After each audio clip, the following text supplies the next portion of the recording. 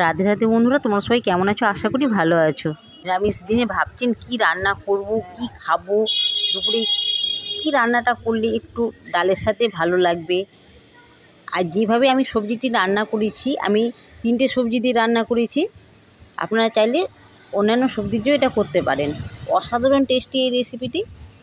একবার প্লিজ বন্ধুরা বানিয়ে করে খেয়ে দেখুন, আশা করি ভালো লাগবে।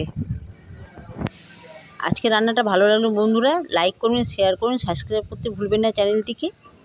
আমি রান্নাটি সম্পূর্ণ নিরামিষভাবে করেছি। আপনারা চাইলে এর সাথে পেঁয়াজও অ্যাড করতে পারেন। পেঁয়াজ অ্যাড করলে একটু স্বাদটা একটু অন্যরকম হবে। এখানে নিয়েছি আমি 250 গ্রাম পটল। পটলটা লম্বা লম্বা করে কেটে নিয়েছি। একটা পটল 4 পিস করেছি আমি লম্বা করে কেটে। প্রথমে ভালোভাবে ধুয়ে নিচ্ছি। আলুগুলো লম্বা লম্বা করে আমি কেটে নিয়েছি। সবজিগুলো বেশ ভালোভাবে ধুয়ে নিচ্ছি। কিন্তু সজনেটা হালকা করে ভাপ দিয়ে নিয়েছি। আর নিয়েছি 15 গ্রাম আমি পোস্ত, জলে ভিজিয়ে রেখেছি হালকা গরম জলে। কড়াই সর্ষের তেল দিয়েছি, দিয়ে 1 চামচ কালো জিরে ফোড়ন দিয়ে দিয়েছি। ফোড়নটা ভাজা হয়ে গেছে, পটলগুলো আমি দিয়ে দিচ্ছি ওই তেলে। এবার দিয়ে দিচ্ছি আলু আর পটলটা হালকা নাড়াচাড়া করে নিচ্ছি। তেলের সাথে বেশ ভালোভাবে মিক্সড করে নিচ্ছি।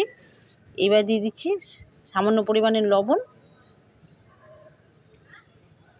লবণটা দিয়ে বেশ ভালোভাবে আমি সবজিগুলো নাড়াচাড়া করে এবার ঢাকা দিয়ে দেবো। আমি 5 মিনিটের মতো ঢাকা দিয়ে ভাজবো। 5 মিনিট হয়ে গেছে, ঢাকাটা আমি তুলে নিয়েছি। সবজিগুলো অনেকটাই আমার নরম হয়ে গেছে, জলও ছেড়ে গেছে সবজি দিয়ে। দেখতেই পাচ্ছেন কতটা জল ছেড়েছে। এবার জলটা আমি খুব হাই জালে শুকিয়ে নেব নাড়াচাড়া করে।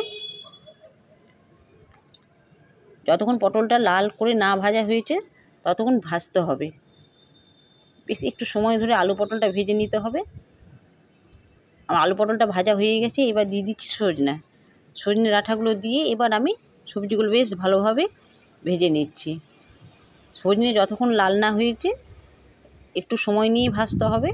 একটু সময় নিয়ে ভাজলে সজনেগুলো লাল হয়ে যাবে ভাজা। আমি এটা হাই জালেই ভাজছি। এখানে নিচে পোস্তটা আমার পেস্ট করা হয়ে গেছে, দেখতে পাচ্ছেন। পোস্তটা ভালোভাবে পেস্ট করে নিয়েছি। আর 3টে কাঁচা লঙ্কা পেস্ট করেছি পোস্তর সাথে। আমার সবজিগুলো মোটামুটি ভাজা হয়ে এসছে, ব্রাউন কালার হয়ে গেছে। সবজি যত ভালোভাবে ভাজা যাবে রান্নাতেই অতই টেস্টি হবে। তাই জন্য সবজি একটু ভালোভাবে ভাজতে হয়।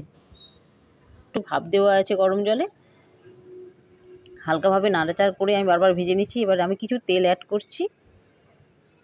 আমার মনে হচ্ছে তেলটা একটু কম হয়েছে, তাই জন্য পর থেকে আমি একটু কিছু তেল অ্যাড করলাম। যে এবার বেশ ভালোভাবে ভেজে নিচ্ছি নাড়াচাড়া করে। আর ঢাকা দেবো না আমি এখন। এবার দিয়ে দিচ্ছি পোস্তটা আমার একসাথে পেস্ট করেছি একটু বেশি পরিমাণে, অর্ধেক করে নিয়েছি 2টো বাটিতে। আমি এখানে 20 গ্রাম পোস্ত পেস্ট করেছি।